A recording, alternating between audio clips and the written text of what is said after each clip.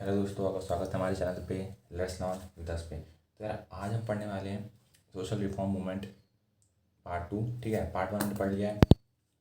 अब जो social reform movement हमारे पार्ट 1 था उसको हमने कवर किया था कि कैसे जो चीज़ें थी वो चली थी, कैसे जो मेन चीज़ें हैं। ठीक है, हमने पढ़ा आर्य आर्य समाज, ब्रह्म समाज और प्रार्थना समाज और रामकृष्ण मिशन और जो थियोफिजिकल सोसाइटी थी। ठीक है, उन सब के बारे में हमने डिटेल पढ़ा, किसने फाउंडिंग किया, कौन फाउंडिंग मेंबर थे, क्या नहीं थे। अगर आपने वो वीडियो नहीं देखी तो आप जाके पहले देख लीजिए। ठीक है, प्लेलिस्ट में हमने सीरीज से सब कुछ अरेंज कर रखा है, तो आप अकॉर्डिंग टू दैट उस हिसाब से आप जाइए। ठीक है, तो यार और इसके जो डिटेल वर्जन है वो तो आपको पता ही है, हमारे चैनल पे मौजूद है। ठीक है, फ्री में है, आप जाके उसको चेकआउट कर सकते हैं।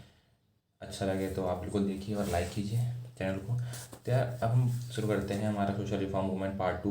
तो अब इसमें जो पहला एक जो इम्पोर्टेंट कुछ मूवमेंट्स हुए थे वो आपका हुआ था वहाबी मूवमेंट। ठीक है, तो सोशल रिफॉर्म मूवमेंट का कहने का मतलब है कि जो रिफॉर्म, जिनने रिफॉर्म तो किया पर उनका कहीं ना कहीं एक बहुत बड़ा योगदान था हमारा जो भारत को आज़ाद दिलाने में, इंडिपेंडेंस ऑफ इंडिया। बिकॉज कहीं ना कहीं उनने इन्फ्लुएंस किया इंडिपेंडेंस के इंडिया में। फॉर एग्जांपल के लिए अगर आर्य समाज देखा जाए तो उनने कहीं ना कहीं एक उपनिषद की तरफ चलो वाला नारा दिया। ठीक है, तो उससे क्या होता है कि इक्वालिटी, क्योंकि जो उपनिषद हैं वो बात करते हैं आत्मा की और हायर सेल्फ की। ठीक है, तो वहाँ पर भेदभाव नहीं है, वहाँ पर जात पात कुछ नहीं है। तो उसकी वजह से क्या हुआ, कहीं ना कहीं एक जो इंडिया है वो यूनाइट होने में मदद मिली और कहीं ना कहीं वो रिफ्लेक्ट हुआ लास्ट में हमारा इंडिपेंडेंस में। ठीक है, क्योंकि जो देखा होगा आपने लास्ट में जो मूवमेंट्स हुए थे उसमें बहुत ज़्यादा लोग यूनिटी के साथ खड़े हुए थे। ठीक है, अगर आप पहले देखें मुगल्स के टाइम पे या उससे पहले तो कितना बटा हुआ इंडिया था, लेकिन उसके बाद बहुत ज़्यादा यूनाइट हुआ बहुत सारे मूवमेंट्स पे।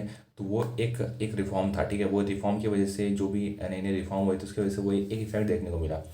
तो सोशल रिफॉर्म मूवमेंट पार्ट 2 के अंदर हम देखते हैं सबसे पहले वहाबी मूवमेंट। वहाबी मूवमेंट क्या था, तो ये एक रिवाइवलिस्ट मूवमेंट था। रिवाइवलिस्ट का मतलब होता है कि कोई जगह सो चुकी है, कोई चीज़ अगर नीचे बैठ चुकी है तो उसको उठाना। तो ये सिमिलर था जैसे कि जो वहाबीज़ हैं, ठीक है, वहाबिज़म है, और जो सलाफिज़म है। जो सलाफिज़म है उसको टेररिस्ट फॉलो करते हैं, वो कहते हैं कि हम सलाफिज़म को फॉलो करते हैं।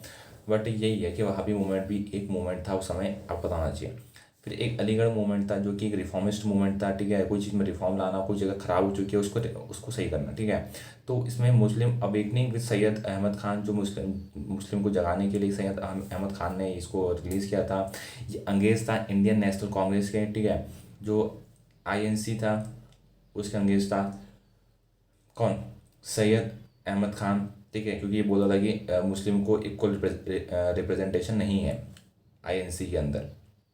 तो कहीं ना कहीं तभी तो इसने मुस्लिम लीग फाउंड की, क्योंकि उसको पता, इसको लगता था कि अगर आईएनसी का फॉलो किया जाए तो ये अपने हिंदू जो रिप्रेजेंटेटिव हैं वो उनको बिठा देंगे और मुस्लिम लोगों को उतना सम्मान नहीं मिलेगा। तो कहीं ना कहीं सैयद अहमद खान के अंदर वो डर था। ठीक है, तो इसकी जो एजुकेशन है, एजुकेशन ऑफ मुस्लिम, इसने मुस्लिम की जो एजुकेशन है उसमें कंट्रीब्यूशन बहुत दिया। ठीक है, और इसी से रिलेटेड बंदा है आपका मोहम्मद एंग्लो ओरिएंटल, जो MAO स्कूल है अलीगढ़ का, वो इस्टेब्लिश किया गया था आपका सैयद अहमद खान के द्वारा। ठीक है, अलीगढ़ का जो मोहम्मदीन एंग्लो ओरिएंटल स्कूल है, ठीक है, वो सर सैयद अहमद खान के द्वारा इसको अपग्रेड कर दिया गया। ठीक है, इनटू कॉलेज 1877 में इसको कॉलेज बना दिया गया एंड यूनिवर्सिटी बना दी गया इसको, AMU अलीगढ़ मुस्लिम यूनिवर्सिटी 1920 में। ठीक है, तो याद रखना कि जो ये हमारा मोहम्मदीन एंग्लो ओरिएंटल स्कूल था, इसी को अपग्रेड करके यहाँ पर अलीगढ़ मुस्लिम यूनिवर्सिटी बना दी गई। ठीक है, तो ये बात आपको पता होनी चाहिए।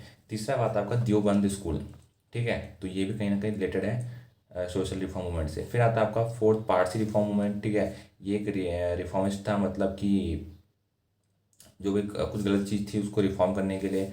तो ये दादा भाई जो नरोजी थे, ठीक है, और नरोजी फुरदौजी, ठीक है, और SS बंगाली, उनके द्वारा ये इस्टेब्लिश किया गया।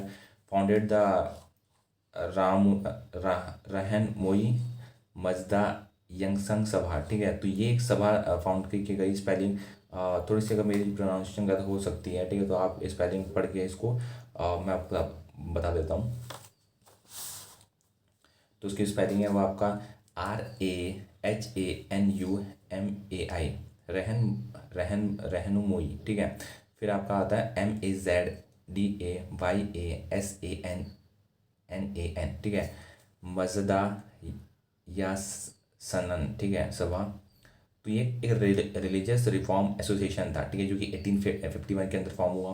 फिर आता आपका दूसरा रस्तर गफ्तार, वॉइस ऑफ ट्रूथ, ठीक है। इसका मीनिंग ये होता है रस्तर गफ्तार का, वॉज इट्स वीकली ऑर्गन, जो पारसी रिफॉर्म मूवमेंट है इसका, ये एक वीकली ऑर्गन था।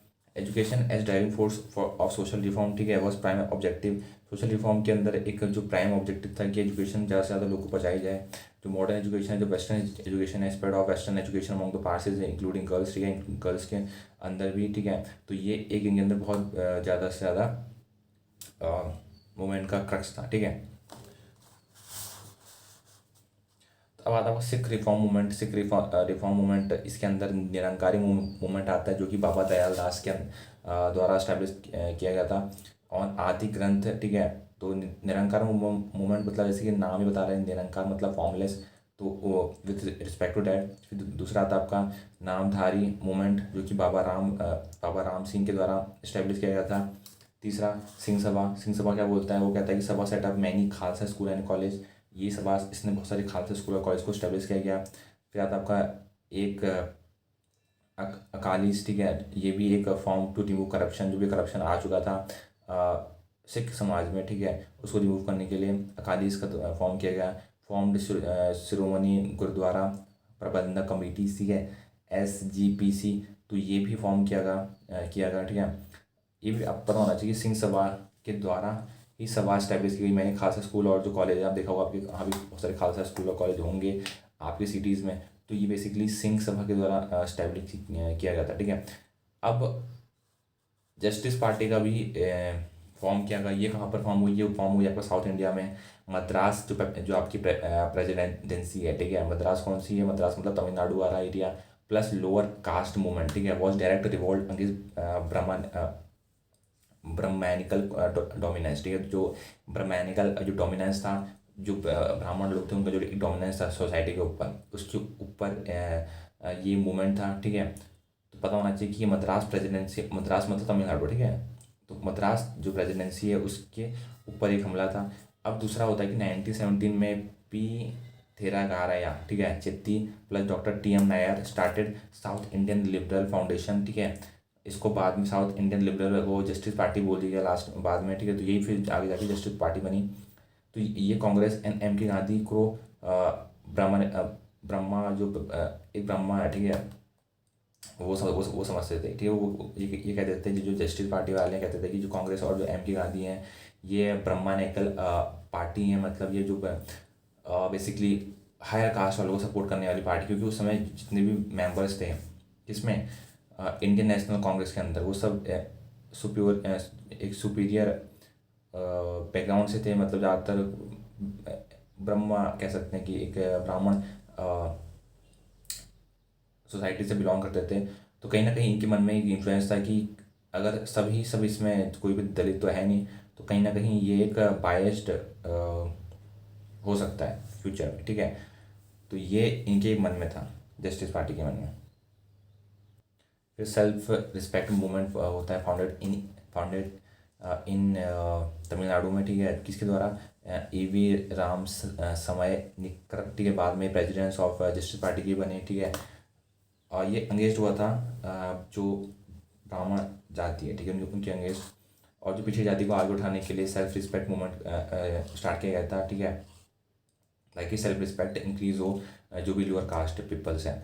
फिर एक और मूवमेंट फॉर्म होता है, इसको हम बोलते हैं परियार, ठीक है, बहुत इंपॉर्टेंट मूवमेंट है। 1879 से लेकर 1973 तक चलता रहा। ये एंटी ब्राह्मणिज्म पे बेस्ड है, मतलब ये जो अपोजिशन है, ठीक है, ब्राह्मण्स का गवर्नमेंट सर्विस में। ये बोलता है कि जो ब्राह्मण्स हैं उनको गवर्नमेंट सर्विस नहीं मिलनी चाहिए, ठीक है। और ये अपोज करता है imposition of Hindi on Tamil people. ये कहता है कि तमिल, और ये इतना खतरनाक है कि आज तक ये जो एक रेवोल्यूशन कह सकते हैं, या फिर कह सकते हैं कि ये जो विद्रोह है वो आज भी चल रहा है, कि हम नहीं चाहते हैं कि जो हिंदी है वो इम्पोज की जाए तमिलनाडु स्टेट में या फिर कहीं भी स्टेट में, ठीक है।